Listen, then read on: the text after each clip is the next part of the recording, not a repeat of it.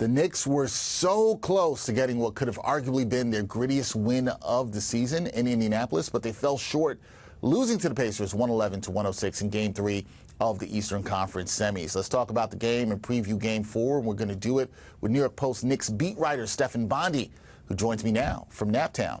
And talked to Steph about this before we started recording. He hadn't heard Naptown as a nickname for Indianapolis, and Steph is not sleeping. He's with us. He's not napping. How you doing, Steph? Great. I was just saying, why would you want to be called Naptown? It doesn't sound very flattering. It's like you want to go there and take a nap. But, thanks for educating me on the nickname of Indianapolis, so I appreciate that. There you go. I do agree. It's not necessarily the most flattering nickname. I can't disagree with you on that there. But as I said, Steph isn't napping. He's here with us to talk about the Knicks, so let's do it. And Steph, this was a game where the Knicks got down double digits early. They fought back and got a lead, but then they lost it in the final seconds. What do you think went wrong for them in those crucial moments? I said seconds. I really meant final minute there. But what do you think went wrong for them in the final minute or so of this game? Well, even to take it back before that last minute, I think they had a long stretch there where their offense was doing nothing. And maybe you could blame it on tired legs and the lack of depth that they have now, because there's only so much you can rely on Alec Burks, and he certainly had some big moments last night. But I think there was a long stretch there in the fourth quarter where the offense just went completely stagnant. And then you get down to the final plays. Listen, Andrew Nembhard hit a miracle. Tyrese Halliburton gave him that grenade, and I didn't think anybody in that arena thought that ball was going in. He actually bobbled it.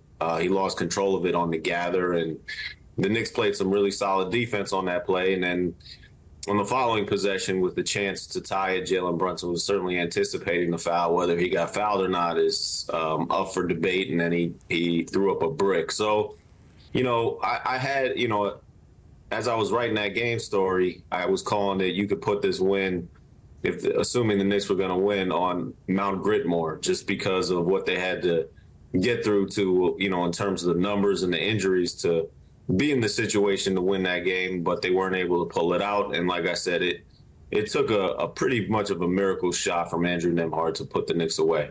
Yeah, it really did. I like that term you used there, that Tyrese Halliburton handed him the grenade, because that's exactly what happened there. Now, you talked about some of the calls, Steph. Coach Thibodeau, he expressed some frustrations with the officiating at the end of the game.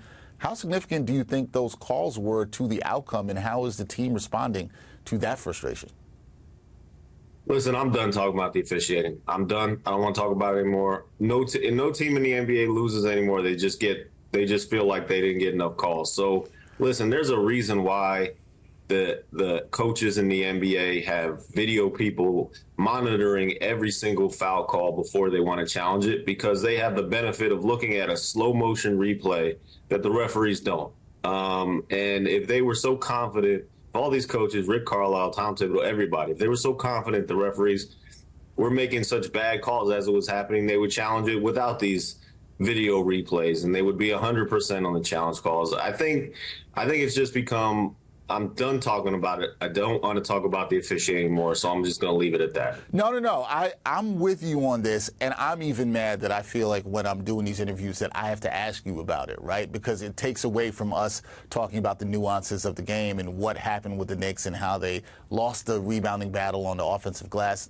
We should be talking about that and not the officiating. Yeah, and to the credit of the players, they took responsibility, and They gave up a bunch of offensive rebounds down the stretch there. That's their bread and butter, is grabbing those boards. And granted, a couple of them were just long rebounds off three-pointers that, it's not a matter of boxing somebody out. It's just bad luck. But I think they took culpability and responsibility for losing that game. Now, listen, that Jalen Brunson call at the end could have changed things. They didn't get the call. It is what it is. It seems to be going both ways. And the only time any team has a reason, the only time the team complains at the end is when they lose. You never hear a team complaining about the officiating after they win. So I'm done with it. I understand. It's a strategic game of trying to get the calls for the next game, but I don't have to play along with it. No, you don't, and we don't have to talk about it anymore. So, when you see Steph and I do these interviews, no more talking about the officials. We're moving on. We're going to keep it to the game. All right, in this game, Steph, Alec Burks, he stepped up significantly in Game 3. Can you talk about his impact and what this means for the team and his playing time going forward into Game 4? Well, I think it's important because they need another scorer. Obviously, we've been saying this for a while, but Alec Burks is one of the few players on this roster that can create for himself and really get you a bucket when you're in a pinch. Now, sometimes he takes it a little too far. He doesn't pass when he should, and I think he isolates a lot when he shouldn't. But they need somebody like that sometimes when Jalen Brunson is either out of the game or not feeling it or not 100% healthy. So I think he played a big role in the first half, certainly. And, in the fourth quarter, I can't really remember the play, but he took a bad shot, I think. And Tibbs immediately recognized, you know what, this is probably not going to work.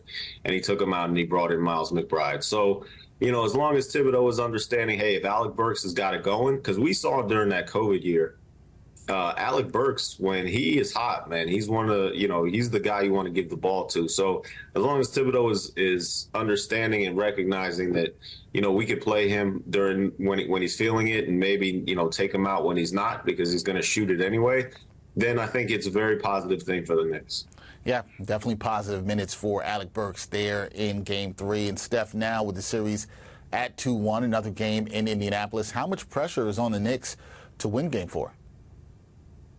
Yeah, I think there's pressure for every single playoff game other than if you're up 3-0. I think you can say that's the least pressure that the team is feeling. But anytime even if it's 2-0, there's pressure. If it's 2-1, there's pressure. If it's 2-2, it's going to be pressure. 3-2 pressure. I think there's not any more pressure on this game coming up than there has been for the previous three. So, yeah, I mean, the Knicks is, you don't need to get motivated for these type of games. It's just a matter of how healthy are they going to be and how will Jalen Brunson, can he be that megastar that he's shown throughout the playoffs? I think those are the biggest questions. Yeah, those are the biggest questions. That brings me to my last question, Steph, because we know with the health and everything with the Knicks, no OG Anunoby, Jalen Brunson banged up. Who are the key players to watch for the Knickerbockers in Game 4, and what will their impact need to be in that game for New York to secure a win?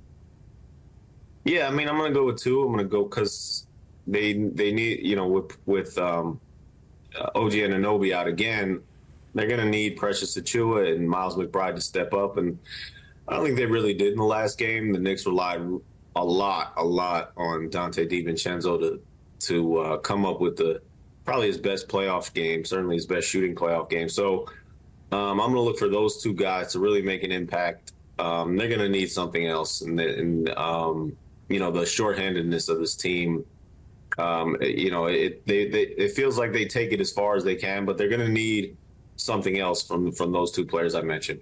Yeah, it's going to need that to happen. We'll see if those players are able to step up, and if the Knicks can get a win, that might put them on, I believe you called it Mount Gritmore, if they can get a win in Game 4 with all the injuries they have going on. That is Stephen Bondy. He is not talking about officiating. He's talking about the game out in Naptown. He'll have you covered for the New York Post with Game 4. Steph, we will talk soon, and enjoy the game. All right, man. Thank you.